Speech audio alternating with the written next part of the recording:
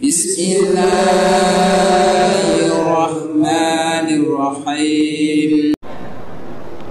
Assalamualaikum warahmatullahi wabarakatuh.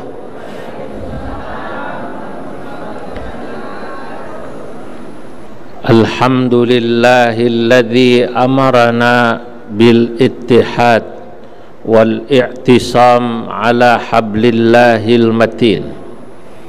Wassalatu wassalam ala sayyidina wa habibina wa syafi'ina wa maulana Muhammadin wa ala alihi wa ashabihil ghurril mayamin wa man tabi'ahum bi ihsan wa man sara ala nahjihim min ayyamin madiyah ila yaumiddin, amma ba'du. Hadratal muhtaramin, para alim ulama, para asatidah, tokoh dan pemuka masyarakat, jamaah, insyaallah semua yang hadir semoga dicatat dalam deretan ahli surganya Allah. Alhamdulillah kita dapat berkumpul untuk taklim. Saudara-saudara, Bapak Ibu, saudara-saudara, Bapak Ibu yang dimuliakan Allah, saya akan membahas tentang bagaimana kita menghukumi sesama muslim yang berbeda pendapat dengan kita. Karena banyak hari ini muncul fenomena-fenomena di mana sesama muslim ini dengan mudah mengkafirkan sesama muslim yang lain, hanya karena masalah-masalah yang sesungguhnya itu bersifat khilafiyah atau masalah perbedaan pendapat, baik perbedaan pendapat itu terkait dengan tauhid, perbedaan pendapat itu terkait dengan fikih, atau perbedaan pendapat itu terkait dengan masalah akhlak dan tasawuf. Munculnya fenomena di mana sesama muslim ini mudah sekali mengkafirkan saudaranya, atau yang disebut dengan madhab takfiri, ya, mengkafirkan sesama muslim. Ini satu keprihatinan, karena kalau kita tarik dalam sejarah, Nabi Muhammad sallallahu alaihi wasallam itu mengajarkan satu ajaran yang sederhana. Ajarannya dalam hadis, beliau katakan, man shalla salatana wastaqbala qiblatana wa akala dhabihatana fadhalikal muslim alladhi lahu dhimmatullahi wa dhimmatu rasulih fala taghfirullaha fi dhimmatih. Yang kurang lebih artinya, barang siapa orang dia sholat sama seperti kami sholat. Kalau ada orang sholat sama seperti kita sholat, sholatnya madhab kiblat, maghrib sama 3 rakaat. Saya mau tanya, kalau subuh di sini pasaran berapa rakaat, Bu? 2, berarti sama dengan orang kampung saya.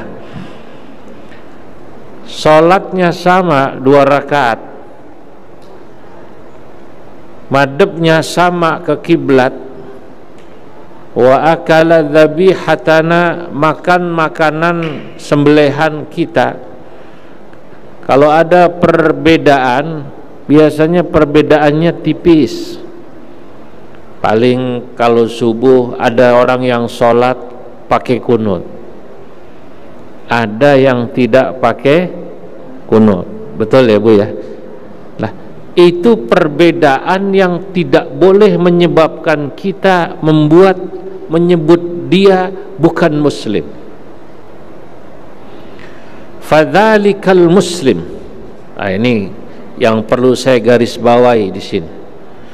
Orang kalau dia syahadatnya sama, sholatnya sama, puasanya sama, hajinya sama ke Mekah, bukan ke Bogor, maka dia muslim. Tidak boleh kita bilang dia kafir. Sekali lagi, tidak boleh kita menghukumi orang yang padahal dia syahadatnya sama dengan kita, sholatnya sama dengan kita, hanya ada perbedaan tipis. Ada orang berbeda tentang sifat Allah saja. Ada yang bilang, dan ini umumnya mazhab Asy'ari ya, yang diikuti oleh orang Indonesia, sifat Allah itu 20 yang wajib, yang mustahil 20, yang jaiz 1. Kita dulu kecil hafal ini sifat Allah wujud kidam baqa mukhalafatun qiyamuhu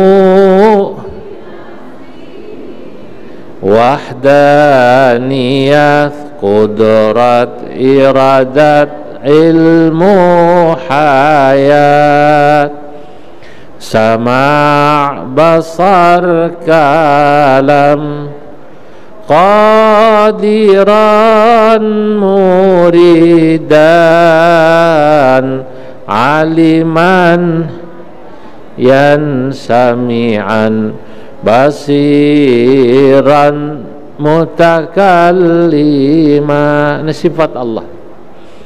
Lalu mungkin ada orang berpendapat, kok sifat Allah hanya 20? Lalu dia mengatakan sifat Allah tidak terbatas. Perbedaan-perbedaan semacam ini, yang padahal yang mengatakan sifat Allah 20 itu ya karena yang kebetulan disebut dalam Al-Quran 20, bukan berarti menafikan sifat yang lain. Yang wajib diimani paling tidak itu, karena di Quran disebut. Sama seperti Nabi dan Rasul. Rasul yang wajib diimani berapa Bu? 25. Tapi apakah Rasul atau Nabi jumlahnya 25? Tidak. Allah mengatakan minhum man qassasna alaika wa minhum man lam naqsushum alaik. Sebagian Nabi atau Rasul kami kisahkan, kami ceritakan kepada engkau hai Nabi Muhammad, sebagian lain kami tidak ceritakan. Itu kalau kemudian ada perbedaan-perbedaan hal ini, yang penting kita tahu bahwa yang disebut Quran 25, bukan berarti Nabi dan Rasul itu jumlahnya 25, bukan. Nah, perbedaan semacam ini selama dia percaya bahwa Allah memiliki Nabi dan Rasul, yang pertama namanya Nabi Adam, yang paling akhir namanya Nabi Muhammad, itu prinsip. Kalau ada orang ngaku Nabi sesudah Nabi Muhammad, kira-kira boleh diimani apa tidak? Tidak boleh diimani. Itu prinsip. Sebab Allah mengatakan maka Muhammadun aba ahadim mir rijalikum walakin Rasulullah wa khataman nabiyyin. Nabi itu nabi terakhir. Kalau sebelum Nabi Muhammad diutus. Ada orang misalnya bilang sebelum Nabi Muhammad diutus, ada yang bilang Buddha Gautama Nabi misalnya. Ya, itu debatable. Atau sebelum Nabi diutus 1500 tahun yang lalu, berarti katanya di Jawa ada Nabi namanya Nabi Selamet, katanya gitu. Di Sunda ada Nabi namanya Nabi Ujang, misalnya 1500 tahun yang lalu. Artinya sebelum Nabi Muhammad diutus. Ya, Anda boleh percaya, boleh tidak percaya, tapi tidak bisa menyebabkan kita mengatakan yang bersangkutan kafir atau keluar dari Islam. Akan tetapi kalau dia mengatakan sesudah Nabi Muhammad ada Nabi namanya misalnya Mirza Ghulam Ahmad, atau dulu di Jakarta pernah ada orang ngaku Nabi namanya Ahmad Musaddiq, ada pensiunan PNS DKI, sesudah pensiun bertapa di Gunung Bunder sono. Di mana? Bogor. Katanya dapat wahyu, ngaku Nabi, namanya Nabi Ahmad Musaddiq. Memang kalau di Indonesia ini aneh. Ada orang ngaku Nabi, namanya Nabi Ahmad Musaddiq. Ada lagi yang ngaku malaikat Jibril, namanya Lia Eden. Dua-duanya ditangkap sama polisi. Waktu ditanya, diinterogasi, wahai malaikat Jibril, maksudnya Lia Eden, pernahkah Anda bertemu sama Nabi Ahmad Musaddiq atau sebaliknya? Rupanya dua-duanya bilang gak pernah ketemu. Lah, ini adalah pengakuan yang tidak benar. Ulama sepakat. Atau ada orang mengaku Tuhan, itu jelas-jelas keluar dari Islam. Ini bab akidah. Tapi kalau tentang sifat Allah yang jumlahnya 20 apa 13 atau lebih dari 20, tapi semuanya mengakui kebesaran Allah atas sifat-sifat itu, maka selama yang bersangkutan syahadatnya sama, sholatnya sama, puasanya sama, kita tidak bisa mengatakan yang bersangkutan keluar dari Islam. Itu kenapa salah satu pesan Imam Syafi'i kepada muridnya menjelang beliau wafat, beliau katakan,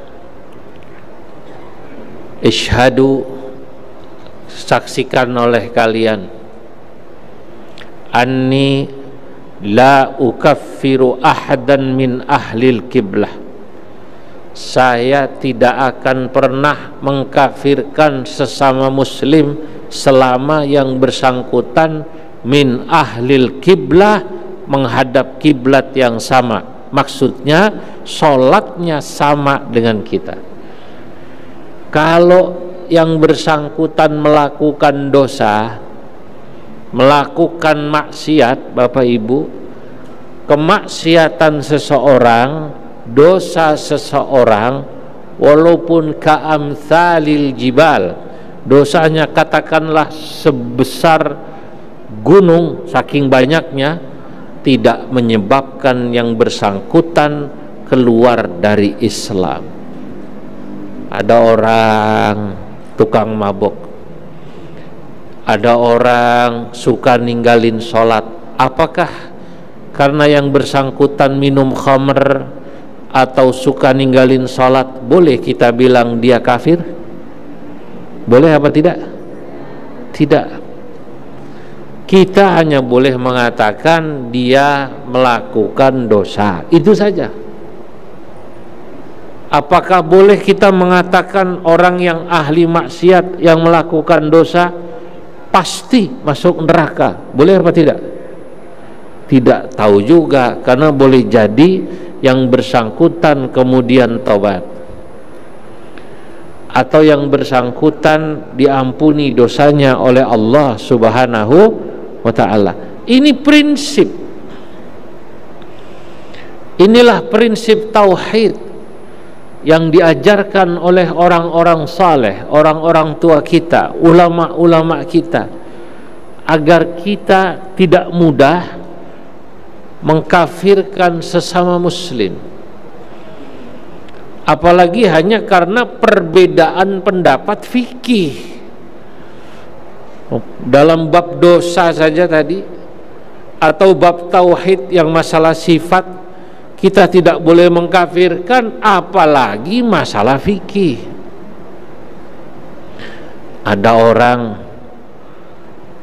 puasanya lebih duluan dari kita, atau lebih belakangan dari kita. Sholat Idul Fitrinya lebih duluan dari kita, atau lebih belakangan dari kita. Boleh nggak kita bilang dia hanya karena berbeda awal puasa dan awal Id, lalu kita bilang dia berdosa atau kafir? Boleh apa tidak? Tidak boleh. Ini bab khilafiyah. Hari ini yang kita sedih, banyak orang meributkan hal-hal yang sifatnya khilafiyah fikih, seakan-akan perbedaan pendapat ini menjadi hidup mati.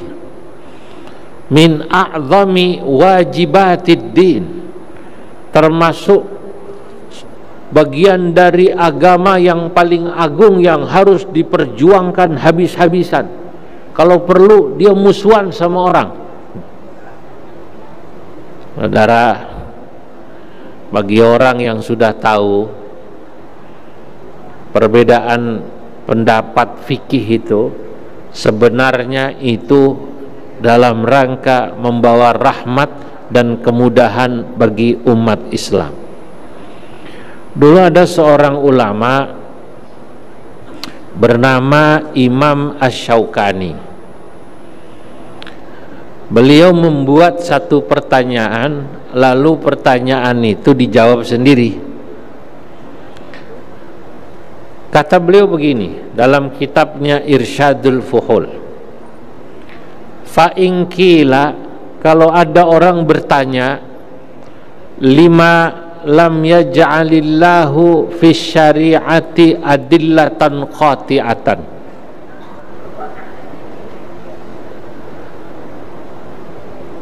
lima lam yaj'alillahu fi syari'ati adillatan qati'ah,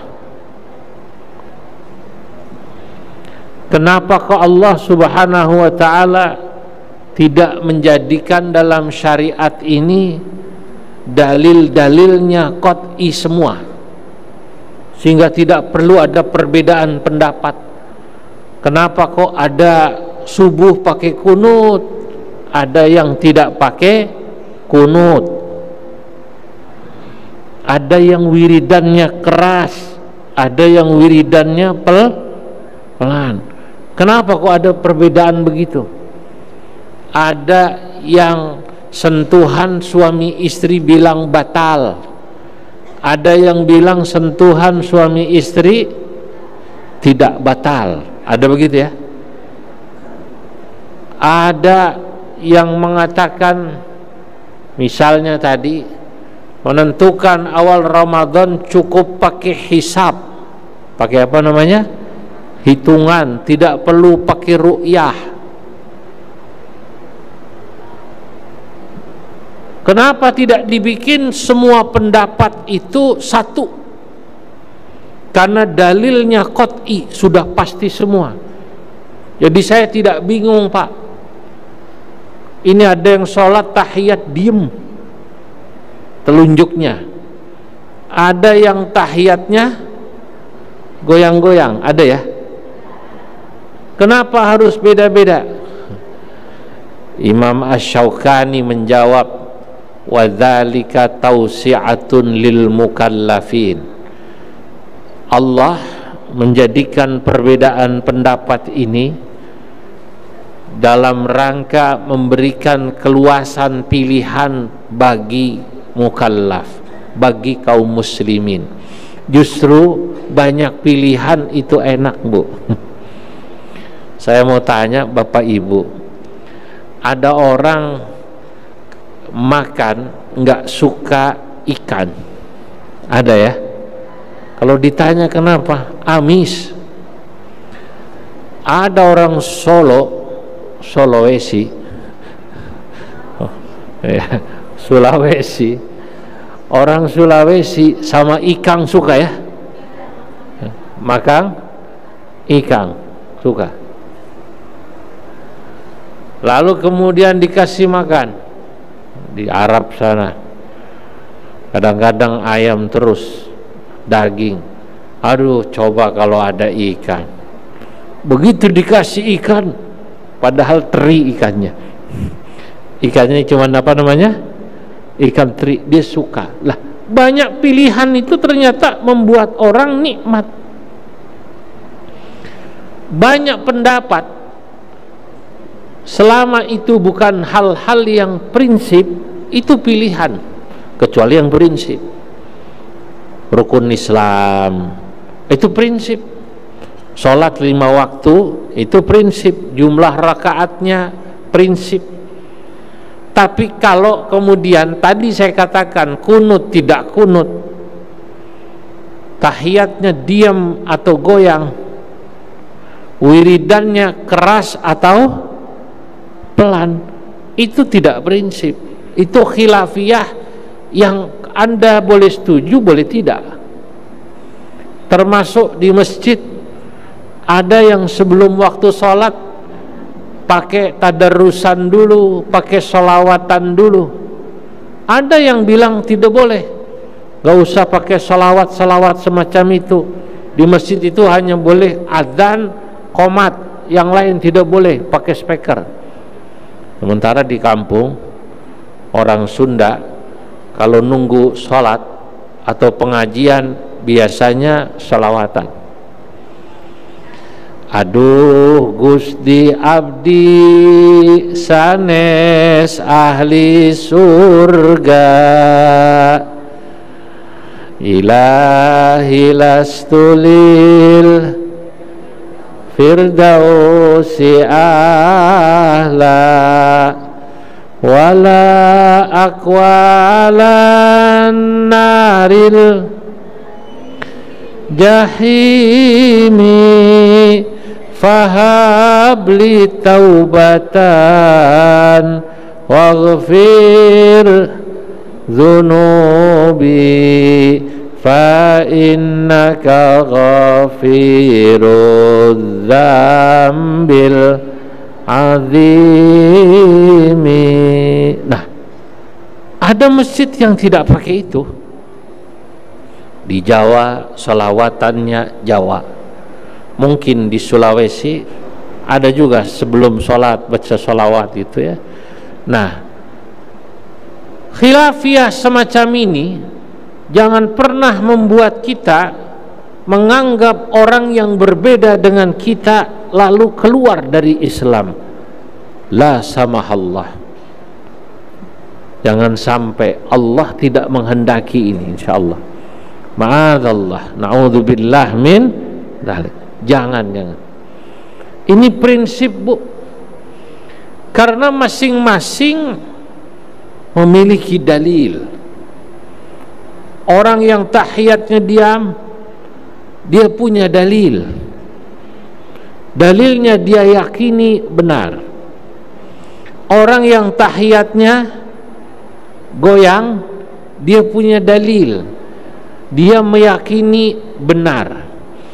Orang yang wiridannya keras habis sholat lalu pakai doa, doanya pakai ngangkat tangan, dia punya dalil dan dia meyakini dalilnya benar. Orang yang mengatakan habis sholat wiridan pelan saja, tidak perlu doa dengan ngangkat tangan, masing-masing punya dalil.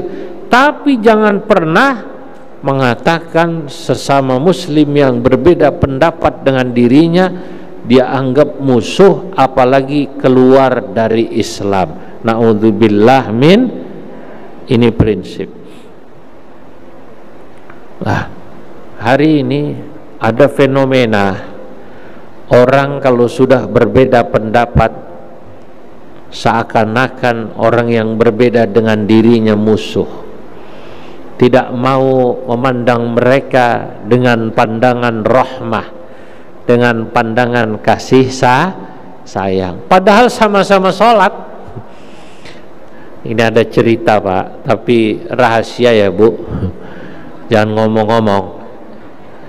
Ada di satu masjid, orang tinggal di satu komplek yang sama, rupanya dia berbeda pandangan. Yang satu wiridannya keras, yang satu kalau sholat, selesai sholat salaman, habis salam, assalamualaikum warahmatullah, assalamualaikum warahmatullah, istighfar, wiridan, lalu salaman sesudah doa, sallallahu ala Muhammad sallallahu alaihi wasallam, sallallahu ala Muhammad wa ala ali wa sahbi. Yang satu tidak mau, begitu diajak salaman tangannya begini, tidak mau. Bahkan dia tidak mau mengenal saudaranya yang sholatnya sama di masjid, menganggap saudaranya ini orang yang sesat, min ahlil bid'ah, termasuk dianggapnya pelaku bid'ah. Ya Allah, tinggal satu komplek, sholat di masjid yang sama, tidak kenal namanya, tidak bertegur sapa. Saya boleh tanya pada Bapak Ibu, kira-kira kita boleh apa tidak bersikap semacam ini? Tidak boleh, orang sama-sama muslim Pak.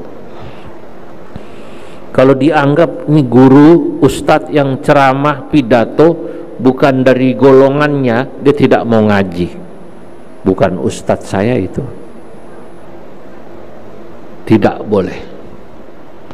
Saya ini orang NU, tapi saya mengatakan kepada warga NU, jamaah saya, kalau ada Ustadz Muhammadiyah ceramah, dengarkan.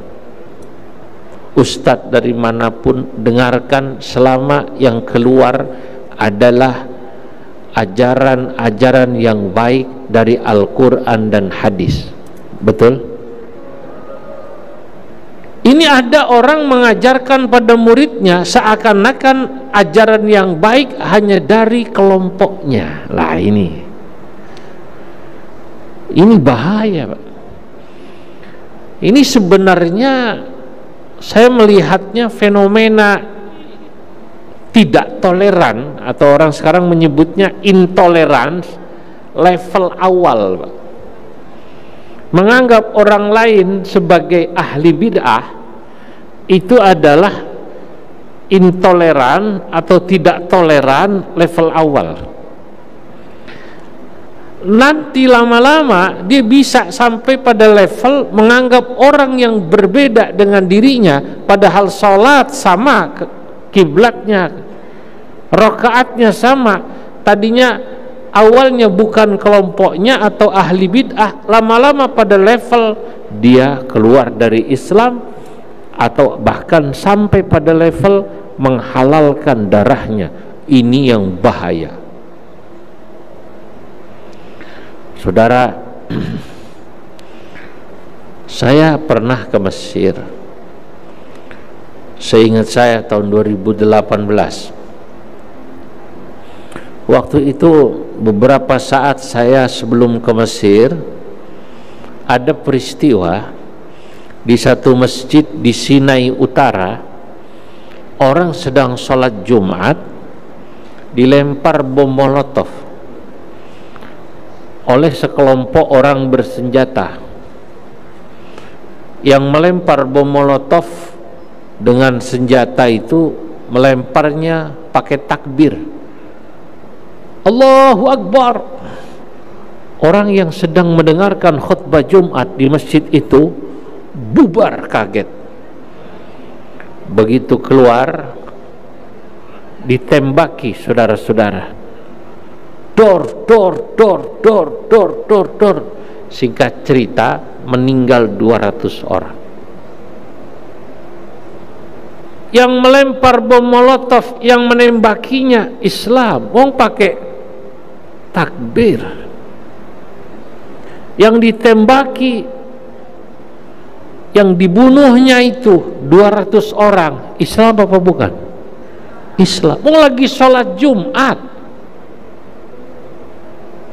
Pertanyaannya, kenapa kok orang ini dalam pikirannya sampai bisa menganggap orang yang sedang sholat itu musuhnya? Fenomena di Mesir ini terjadi juga di Pakistan atau di beberapa negara lain yang itu negara Muslim juga.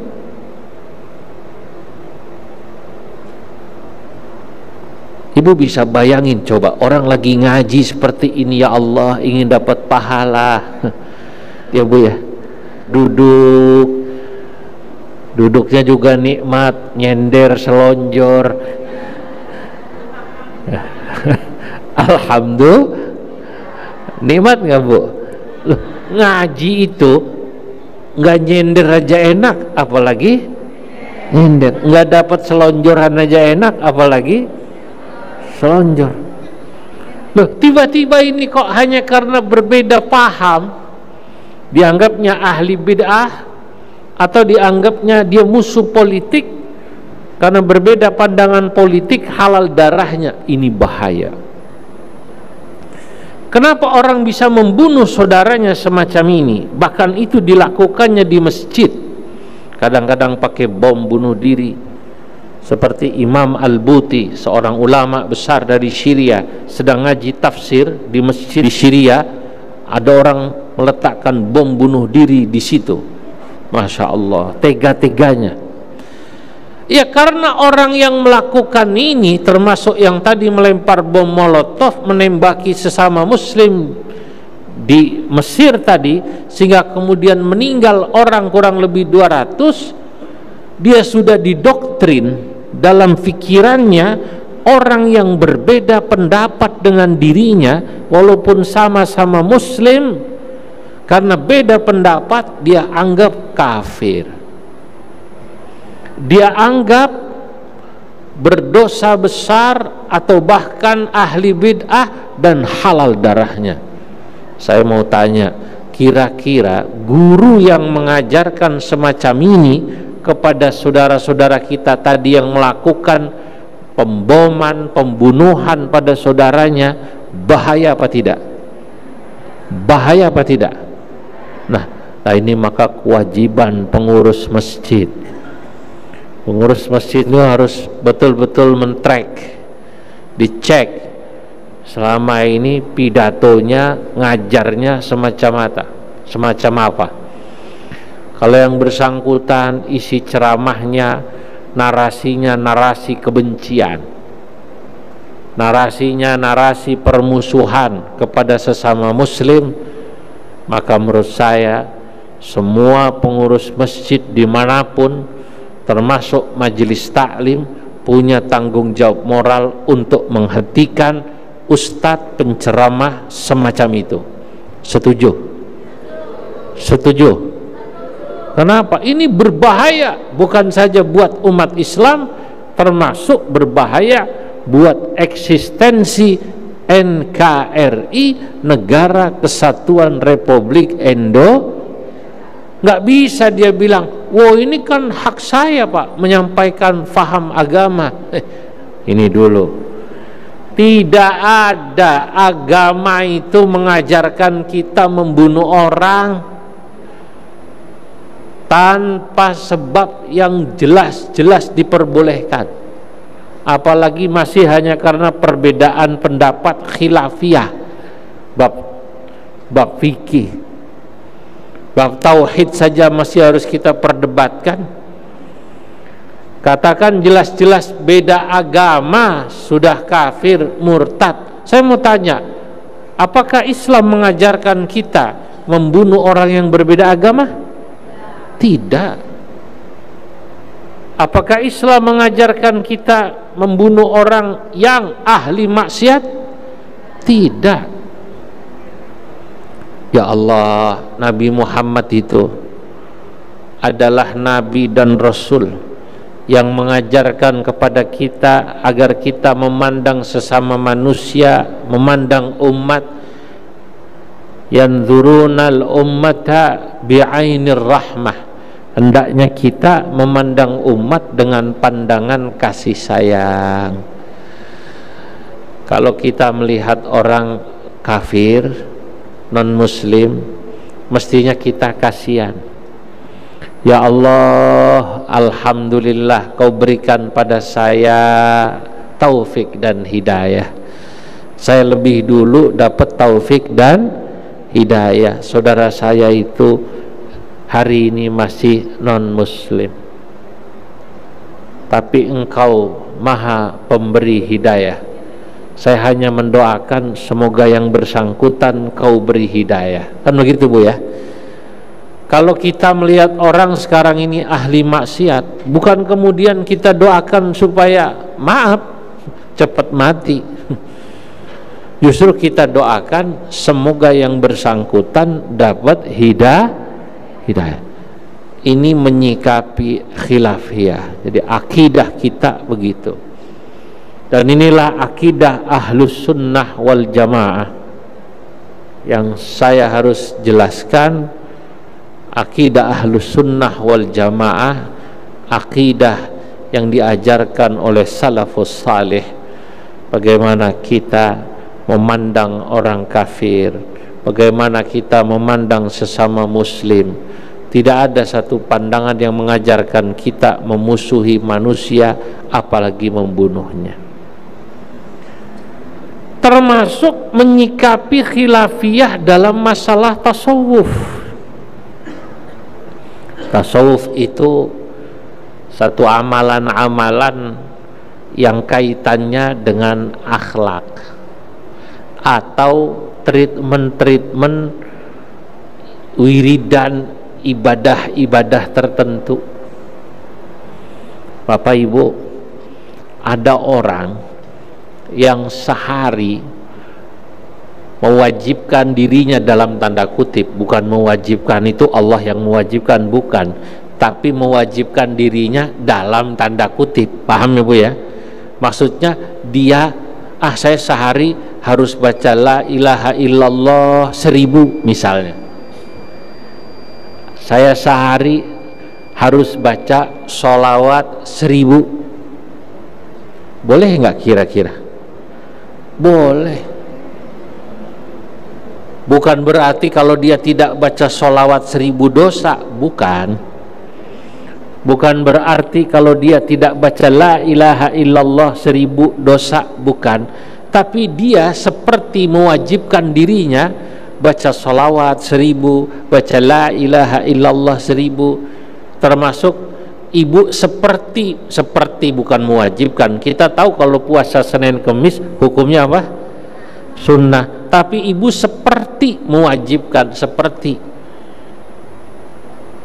Kalau Senin pasti puasa. Malah kadang-kadang dinadari. Nadar untuk ibadah yang sunnah boleh apa tidak? Boleh. Ibadah sunnah ketika dinadari jadi wajib. Saya besok nadar mau puasa hari Senin. Puasa Senin yang awalnya sunnah jadi wajib karena dinadari. Saya nadar besok mau puasa hari Kamis. Puasa hari Kamis yang tadinya sunnah karena dinadari jadi wajib. Ini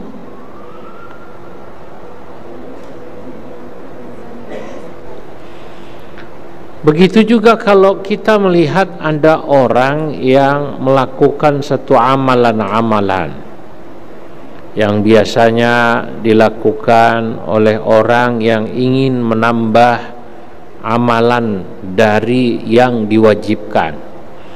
Tadi saya katakan ada orang punya wiridan tertentu, sehari membaca sholawat 1000, membaca la ilaha illallah 1000. Puasa Senin Kemis bagi dirinya seakan-akan wajib, seakan-akan, karena dia nadari.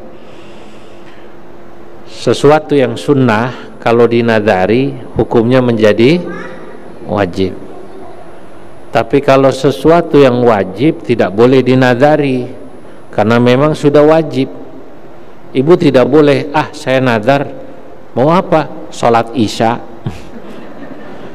Sholat isya sudah wajib, nggak usah pakai dinadari. Kecuali Anda mau nadar, saya habis sholat isya nadar, mau apa? Mau sholat sunnah 20 rakaat, boleh itu. Kalau Anda merasa sehat, Anda boleh sholat sunnah 20 rakaat. Karena Anda nadari, maka sholat sunnah itu hukumnya jadi wajib.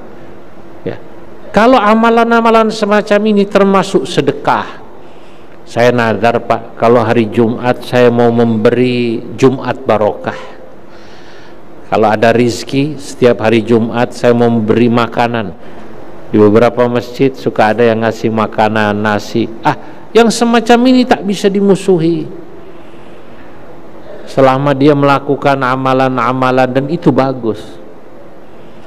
Kecuali kalau yang bersangkutan melakukan penyimpangan, katanya melakukan amalan-amalan tasawuf tapi aneh.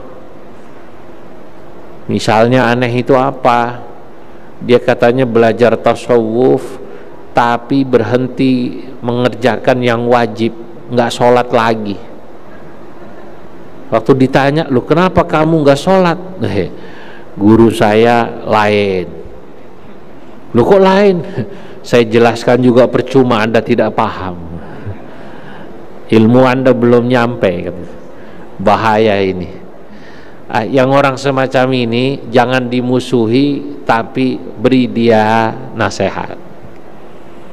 Dia itu hanya orang yang tersesat.